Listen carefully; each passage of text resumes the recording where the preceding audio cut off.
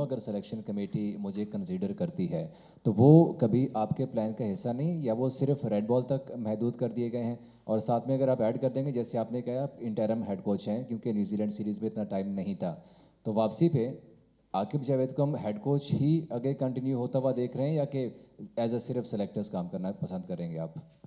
دیکھیے، آپ نے بات کی کامران غلام کی، اور ایک اور نام آپ نے مینشن کیا تھا، ہاں، کامران کو ہم ٹیسٹ میں لے کے آئے تھے انگلینڈ کے اگینسٹ، جب وہ دوسرے ٹیسٹ میں وہ کھیلے تھے، ہی پلیڈ ریئلی ویل۔ اس کے بعد ہم نے ان کو زمبابوے لے کے گئے۔ زمبابوے ایسی سیریز تھی کہ جس میں ہم بہت سے زیادہ ہم نے ینگسٹرز کو ڈالا، جس نے پرفارم کیا اس کو ہم نے آگے ساؤتھ افریقہ، کامران کو ہم نے ون ڈے میں بھی ڈالا، اس نے وہاں بھی اچھا کھیلا۔ لیکن ابھی جو ہماری ایک فیل ہے کہ 50 اوور میں، ابھی آپ لوگوں نے بھی دیکھا ہوگا، ہم بھی اس کو نوٹ کرتے ہیں، ٹیسٹ میچز سے زیادہ 50 اوور چیلنجنگ بن گئی ہے، کیونکہ ٹیسٹ میں آپ جاتے ہیں 2 گھنٹے کا سیشن ہوتا ہے، پھر 40 منٹ کی بریک مل گئی، پھر آپ 2 گھنٹے جاتے ہیں، پھر ٹی بریک آ گئی، پھر 2 گھنٹے آپ کھیلتے ہیں ڈے آف۔ یہ جو 3.5 hours, some time 4 hours continuous ground کے اندر رہنا، اور جو فیلڈنگ ہے ہماری، وہ ہمارے لیے بہت بڑا کنسرن ہے۔ اوور آل اینڈ تک انرجی رکھنا، اور فیلڈنگ کی ایک بہت بڑی وجہ ہے کہ جس کی وجہ سے ہمیں کامران کی طرف دیکھنا پڑ رہا ہے کہ آپ کو اچھے اچھا فیلڈر ہو کے ہی آپ وائٹ بال کرکٹ میں سروائیو کر سکتے ہیں۔ ساجد، دیکھیں، ہر پلیئر جو اس کی خواہش ہوتی ہے کہ وہ سارے فارمیٹ کھیلے۔ وہ ٹیسٹ میچ میں ان کو کوئی کنسیڈر نہیں کر رہا تھا، اس سلیکشن کمیٹی نے ان کو واپس لائے ٹیسٹ میچز، 2 وہ انگلینڈ کے خلاف کھیلے، ابھی بھی کھیلے ویسٹ انڈیز کے خلاف۔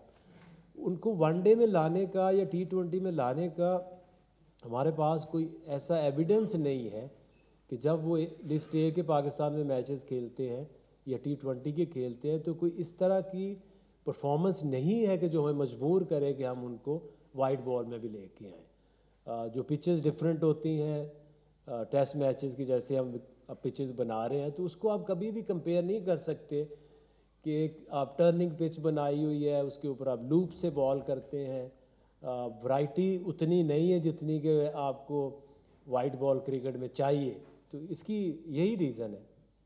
اچھا، اگر بھائی مجھے کچھ آپ کی ماشاء اللہ باتیں ایسی ہوتی ہیں، بندے کو سکون آ جاتا ہے نا کہ سب کچھ ٹھیک ہے۔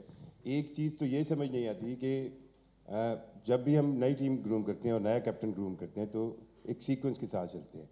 سلمان علی اگر T20 کے لیے ایک اچھی چوائس ہے، اچھا کیپٹن ہے، پر ہم ساتھ جو وائس کیپٹن ہے، کیا ہم وہ گروم کر رہے ہیں کہ ہم فیوچر میں اس کو کیپٹن کی طرف لائیں گے؟ اور دوسرا سوال یہ ہے، اب تھوڑا سا بس کہانی کو ریورس کریں 2023 کی طرف، ایز اے کرکٹر کہ ہم ورلڈ کپ سے آ رہے، سیم کام ہوا کہ ہم نے ٹیم کے اندر T20 سینس میں بہت سے نئی ٹیم آئی، اور پھر جب T20 ورلڈ کپ آنے لگا تو ہم وہ پلیئر بھی اٹھا لائے جو گھر سوئے ہوئے تھے، ٹھیک ہے؟ تو کیا یہ اب جب ایشیا کپ آئے گا اس وقت تک ہم ایکسپیریمنٹ کریں گے، نئے پلیئرز کو چانس دیں گے، جائیں گے، تو پھر جب ہمارے پاس ایشیا کپ یا ورلڈ کپ آئے گا تو پھر یہی کام ہوگا کہ پھر سینئر پلیئرز واپس آ جائیں گے، انجیکٹ ہو جائیں گے؟ اس چیز کو روکنے کا طریقہ صرف ایک ہے، کنسسٹنسی۔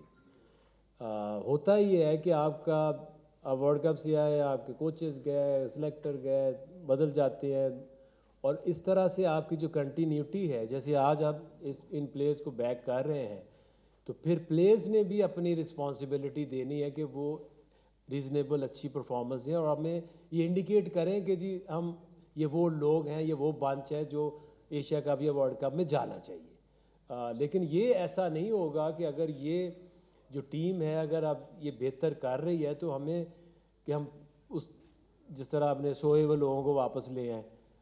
شاداب خان کی آپ کو جو وجہ ہے وہ اس لیے کہ ایک تو اس کا ایکسپیرینس ایز کیپٹن T20 میں اچھا ہے، اور اس کا جو مائنڈ سیٹ ہے وہ بھی سملر ہے کہ ہم اگریسو کرکٹ کھیلنے کے لیے، تو اس کی ریزن ابھی ایک از اے ینگ مین، ابھی نیا کیپٹن بنا ہے، تو اس کے نیچے اب ہم ابھی سے کہیں کہ یہ گروم ہم ایک دوسرے کو کریں گے، ہم نے ایک دوسرا ایک کمپیٹیٹیو وائس کیپٹن بنایا ہے کہ جو کپتان کو، کیونکہ مائنڈ سیٹ ایک جیسا ہے کہ جو وہ سوچتا ہے جس طرح سے آگا نے اس ٹیم کو لیڈ کرنا ہے، تو آپ کا ایک کمبینیشن اچھا بنتا ہے. یہ نہیں ہو سکتا کہ ایک ایگریسو سوچتا ہے اس کا وائس کیپٹن آپ بنا دیں جو کہتا ہے کہ دھیان سے کھیلیں، تو وہ اس طرح سے پھر جو کمبینیشن ہے وہ چل نہیں پاتا.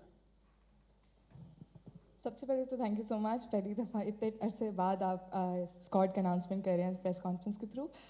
میرا سوال یہ ہے کہ آپ حسین طلعت کو کیوں نہیں اسکواڈ میں شامل کیا T20 کے، کیونکہ وہ چیمپئنز T20 کے بیسٹ اسکورر بھی ہیں. تو عثمان خان کس بیس پہ ہمارے اسکواڈ میں ابھی بھی شامل ہیں؟ ابھی چیمپئنز ٹرافی میں بھی ہم نے ان کو کیری نہیں کیا، ساتھ میچز نہیں کھلائے، تو وہ کس بیس پہ، کس پرفارمنس کی وجہ سے ابھی بھی ٹیم میں شامل ہیں؟ دیکھیں ان کی پرفارمنس دیکھیں تو جو لسٹ اے ہے اس میں ٹاپ پرفارمر ہے، اس کے جیسے نہ کسی کی ایوریج ہے، نہ اتنے میچوں میں کسی نے رنز کیے ہیں. تو اس کی لسٹ اے کی پرفارمنس تو آؤٹ اسٹینڈنگ ہے، ابھی آپ اس کو دیکھ بھی لیں. دوسرا جو اس کی T20 کرکٹ ہے تو اس میں بھی اس نے PSL میں بھی وہ گلمپسز دکھائے ہیں، وہ میچ ونر ہے. اس کی جانے کی ایک وجہ جو ہوتی ہے نا، مجھے اس پہ پریشانی بھی ہے، کیونکہ یہ جب سے کنکشن رول آیا ہے آپ کے پاس سیکنڈ وکٹ کیپر اسکواڈ میں رکھنا آپ کے لیے لازمی ہے. تو اس وجہ سے جب ہم دوسری ٹیموں کے پاس دیکھتے ہیں تو ادھر ان کے جو ہے بہت موسٹ ایکسپیرینس، اور وہ جو بینچ پہ بیٹھا ہوا ہے وہ اس کو چیلنج کرتا ہے.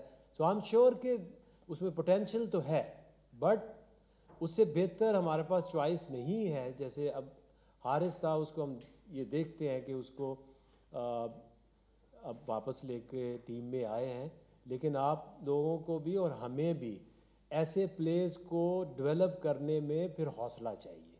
وہ اگریسو کھیلتے ہیں اور ان کو آپ نے پھر بیک بھی کرنا ہے، آپ نے ان کو سیٹل بھی ہونے دینا ہے.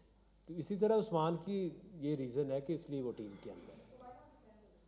حسین طلعت دیکھیں وہ ہی از آلموسٹ دیئر، جو ایک ہم بات کر رہے ہیں نا 24-25 کے گروپ میں، ہی از دیئر. ابھی ہمارے لیے تھوڑا سا he was very in and out, تھوڑا سا تھا کہ مارجن کہ اس کو ہم کس طرح سے ٹیم کے ساتھ لے کے ہم we really respect his performance. اور آپ کو نظر بھی آئے گا کہ میں آپ کو بتا رہا ہوں کہ اس پول کے اندر ہے، وہ بہت کلوز تھا اس ٹیم میں آنے میں بھی. لیکن کچھ ایسی ہوتی ہے کہ آپ نے پھر جب ٹیم کا سوچتے ہیں نا کہ کمپوزیشن کیا ہوگی، آل راؤنڈر چاہیے، کتنے آپ کو بیٹسمین چاہیے، تو اس میں پھر مس آؤٹ ہو جاتا ہے ٹائم پلیئر. سلمان بھائی میرا سوال آپ سے ہے کہ کیونکہ ابھی جو ٹیم سلیکٹ کی گئی ہے T20 کی، اس میں آپ کی بھی ان پٹ لی ہوگی، تو بابر اعظم پہ بڑی زیادہ تنقید کی جاتی تھی کہ جب وہ کپتان تھے انہوں نے بینچ اسٹرینتھ نہیں بنائی تھی.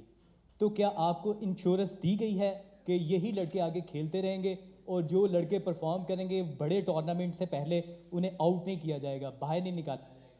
اور دوسرا عاقب بھائی سے میرا سوال ہے، ہم نے جو ODI میں دیکھا ہے کہ بابر اعظم، امام الحق، عبداللہ شفیق وہی بیٹرز ہیں جو پرفارم نہیں کرتے آ رہے تھے ون ڈے میں، تو کیا ہماری توجہ ODI اسکواڈ کے اوپر یا ٹیم کے اوپر نہیں ہے؟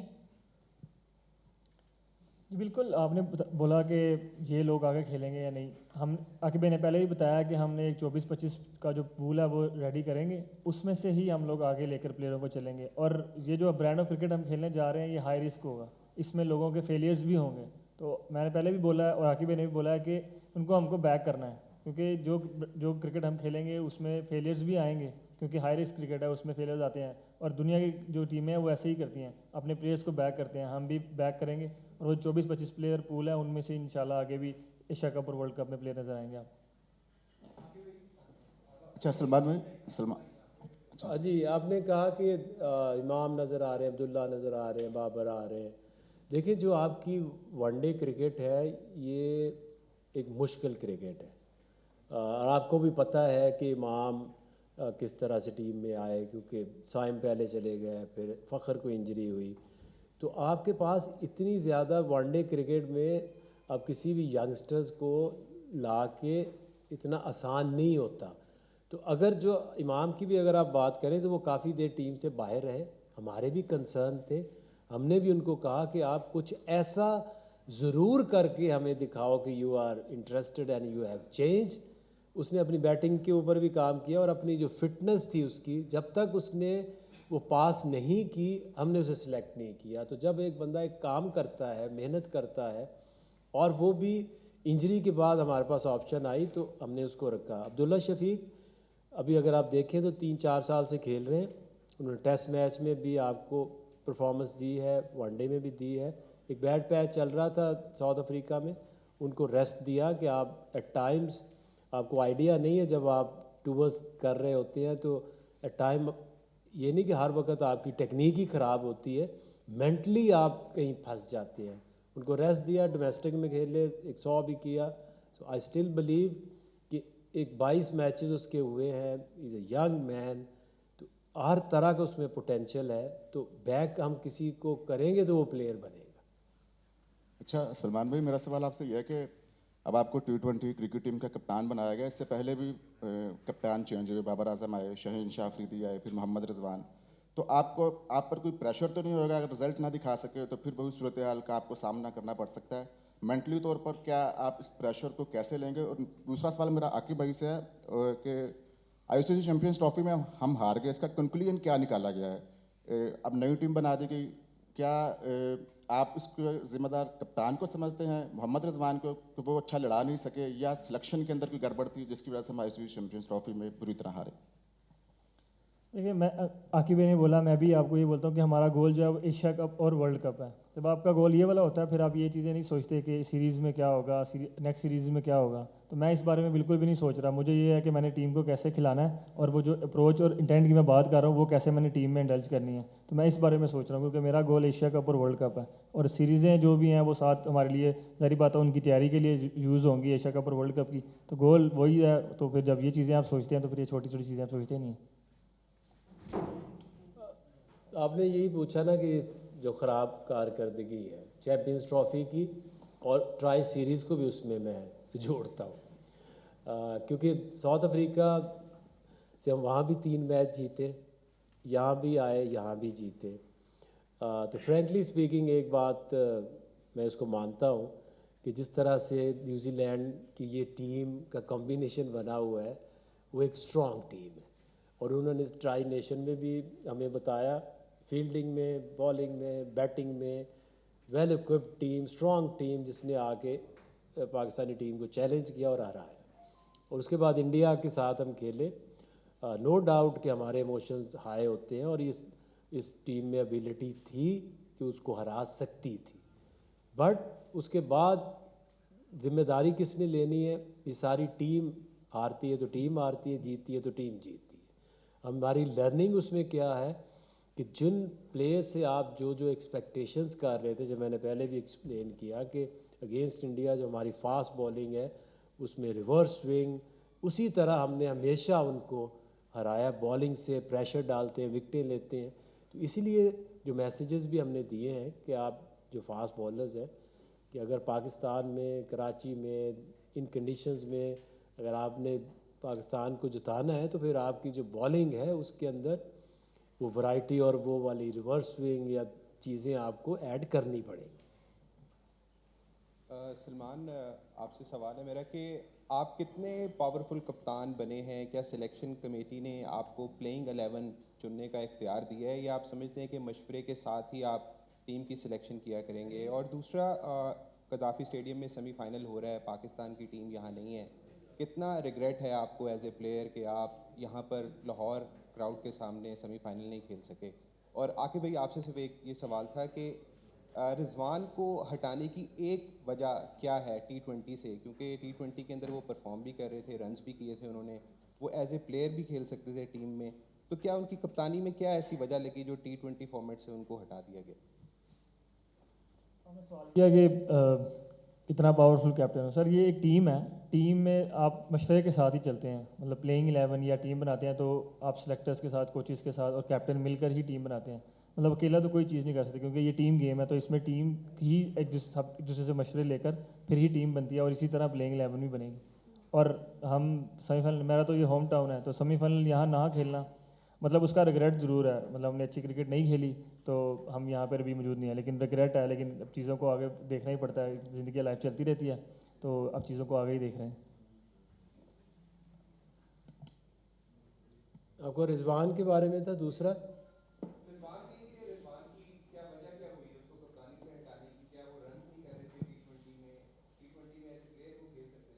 देखिए, अगर आप ये 3 साल पहले की T20, उसके बाद आहिस्ता आहिस्ता जिस तरह से गेम चेंज हो रही है, तो अब हमारी सोच ये थी कि हमने एक T20 को थोड़ा सा एग्रेसिव वे में लेके जाना है, क्योंकि जिस तरह से आप 200 प्लस रन्स बन रहे हैं, फियरलेस अप्रोच लानी थी।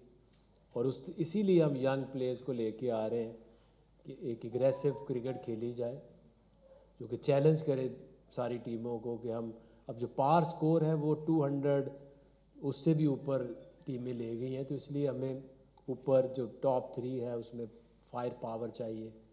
जो वो 6 ओवर का एक सर्कल होता है, उसका मकसद ये होता है कि उसके ऊपर से इट्टे मारनी चाहिए, क्योंकि अगर आप हाई रिस्क शॉट नहीं खेलेंगे, दायरे के ऊपर से नहीं मारेंगे, तो सारे फील्डर तो इनसाइड होते हैं।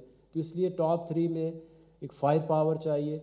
इसलिए ये एक डिसीजन है कि हमने एक एग्रेसिव क्रिकेट खेलनी है, और T20 की जो आजकल डिमांड है वो शुरू से लेके उसका इम्पैक्ट ही ऐसा होना चाहिए कि जो प्रेशर डाल सके।